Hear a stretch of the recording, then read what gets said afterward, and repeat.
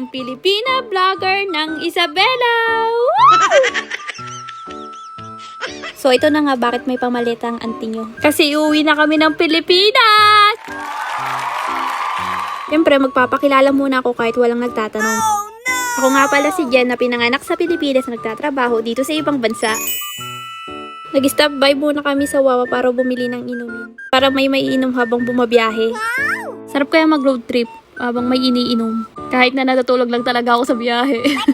Ang Wawa is parang 7-Eleven lang naman din sa atin. May breakfast at dinner nga lang sila. May 7-Eleven din naman dito kaso mas kilala yung Wawa. Mura na, masarap pa. Kaya yung mga ibang tao dumadaan muna dito bago sila pumasok ng trabaho. Ang gusto ko dito is yung smoothie nila at coffee. Mas gusto ko siya kaysa sa Starbucks. Ano tawag sa mga taong iniiwan? Kawawa! So, ayun guys, nakalimutan pala namin bumili ng gamot. Ito oh, tingnan nyo, nagmamadali na yung asawa ko bumili ng gamot. Oh, tingnan nyo, pati sila oh. Bili na naman yung asawa ko ng gamot niya. Masaya na naman siya. What? Nakikita nyo ba ito? No, si Jollibee! Alam nyo bang ang tagal namin naghintay sa Jollibee? Kasi 30 pieces pa naman yung in-order ng nasa unahan namin. Pero okay lang, basta bida ang saya. Ito yung maganda sa road trip. Ang dami-dami mong nakikita katulad na lang neto. Tapos ito, paborito ng lahat, letrang O, 69! Bingo!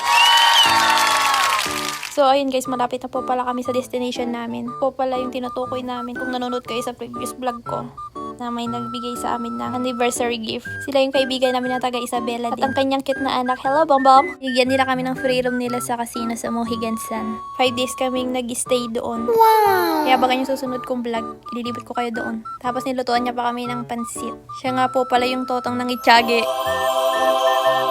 Sa mga taga Itiyage dyan na hindi pa nakakaliw sa amin. Shout out! So, yun guys, iniinom na po pala nila yung gamot nila. Try nyo yung alak na yan, walang hangover kinabukasan. Kaya galingan nyo sa mga pagpili ng mga gamot na bibili nyo. So, ayun guys, mag-check-in muna po pala kami sa Casino Hotel. Siyempre, kasama ko yung nanay ni Bambam. Alam nyo, kala ko gandang-ganda sa akin si Bambam kasi nakatitig siya sa akin ng ganito. Pero parang natakot ata sa mukha ko.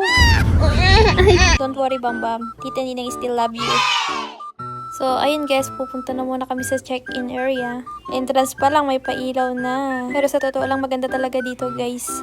Malinis na, malawak pa. Dito po pala kayo mag-i-stay sa Earth Tower ng 3 days. Tapos 2 days naman sa Sky Tower. Charot lang yung sabi kung uuwi kami ng Pilipinas. Wala pa kaming budget para doon sa kana. Dito muna kami sa libre. So, ito po pala yung room namin. So, that's for today. See you in my next vlog. Bye!